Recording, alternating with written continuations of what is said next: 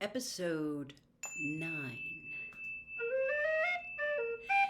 In the warm part of the day, they came to a pleasant glade where a fountain flowed freshly out of the earth, and they dismounted and ate and drank and were merry.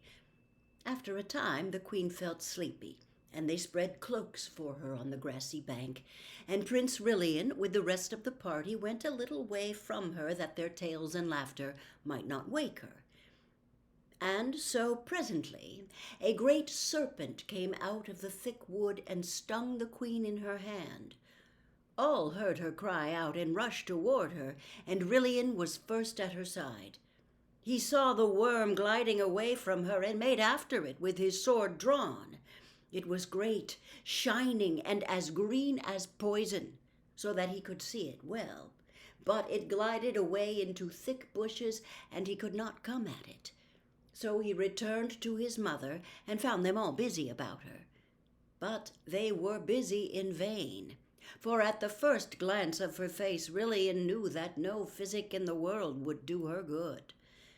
As long as the life was in her, she seemed to be trying hard to tell him something, but she could not speak clearly, and whatever her message was, she died without delivering it. It was then hardly 10 minutes since they had first heard her cry. They carried the dead queen back to Caer and she was bitterly mourned by Lilian and by the king and by all Narnia.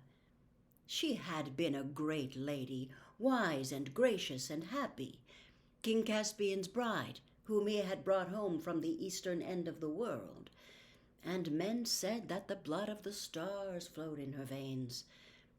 The prince took his mother's death very hardly, as well he might. After that he was always riding on the northern marches of Narnia, hunting for that venomous worm to kill it and be avenged. No one remarked much on this, though the prince came home from these wanderings looking tired and distraught. But about a month after the queen's death, some said they could see a change in him. There was a look in his eyes as of a man who has seen visions, and though he would be out all day, his horse did not bear the signs of hard riding. His chief friend among the older courtiers was the Lord Drinian, he who had been his father's captain on that great voyage to the east parts of the earth. One evening, Drinian said to the prince, "Your Highness must soon give over seeking the worm. There is no true vengeance on a witless brute as there might be on a man.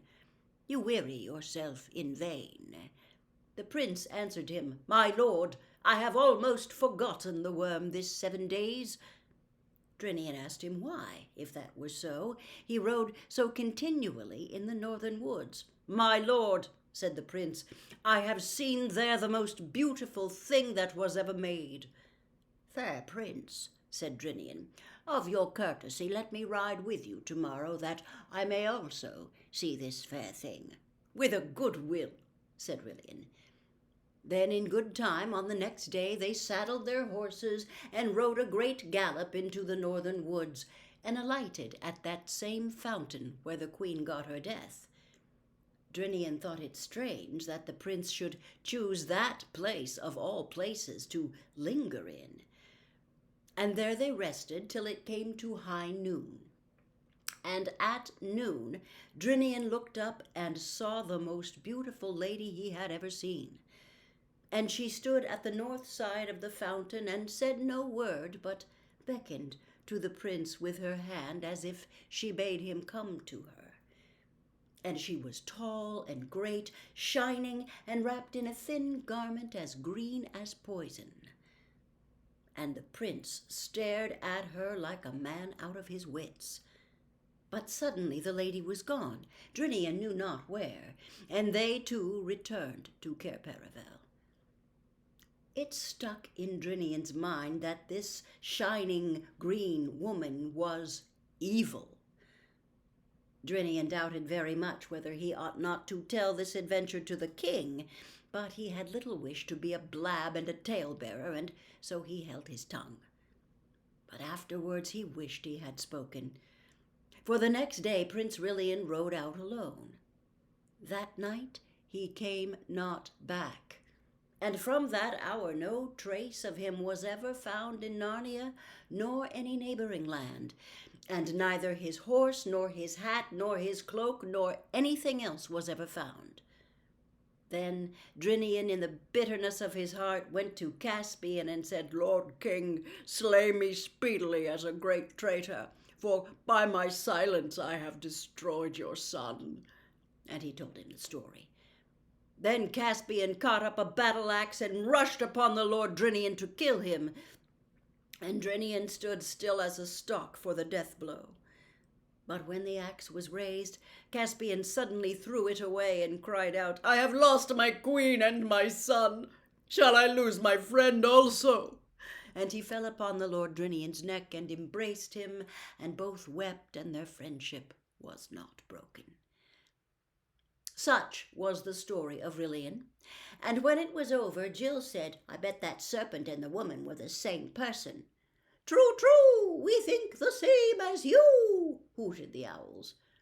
"But we don't think she killed the prince," said Glimfeather, "because no bones."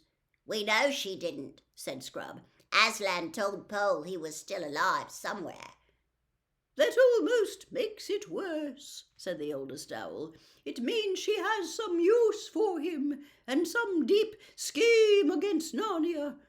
Long, long ago, at the very beginning, a white witch came out of the north and bound our land in snow and ice for 100 years, and we think this may be one of the same crew."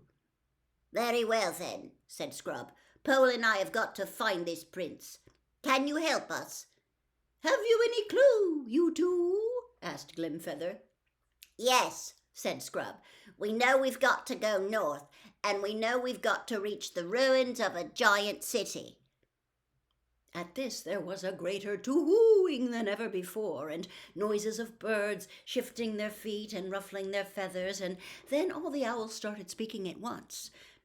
They all explained how very sorry they were that they themselves could not go with the children on their search for the lost prince. "You'd want to travel by day, and we'd want to travel by night," they said. "It wouldn't do." One or two owls added that even here in the ruined tower it wasn't nearly so dark as it had been when they had begun, and that the Parliament had been going on quite long enough. In fact, the mere mention of a journey to the ruined city of giants seemed to have dampened the spirits of those birds. But Glimfeather said, "If they want to go that way, into Ettin's Moor, we must take them to one of the Marshwiggles. They're the only people who can help them much." "True, true, do," said the owls. "Come on, then," said Glimfeather. "I'll take one. Who'll take the other? It must be done tonight." "I will, as far as the Marshwiggles," said another owl. "Are you ready?" said Glimfeather to Jill. "I think Pole's asleep," said Scrubb. Chapter 5. Puddleglum. Jill was asleep. Ever since the Owls' Parliament began, she had been yawning terribly, and now she had dropped off. She was not at all pleased at being waked again, and at finding herself lying on bare boards in a dusty belfry sort of place, completely dark and almost completely full of owls. She was even less pleased when she heard that they had to set off for somewhere else, and not apparently for bed, on the owl's back. "Oh, come on, Pole, buck up," said Scrubb's voice. "After all, it is an adventure." "I'm sick of adventures," said Jill crossly. She did, however, consent to climb onto Glimfeather's back, and was thoroughly waked up for a while by the unexpected coldness of the air when he flew out with her into the night. The moon had disappeared, and there were no stars.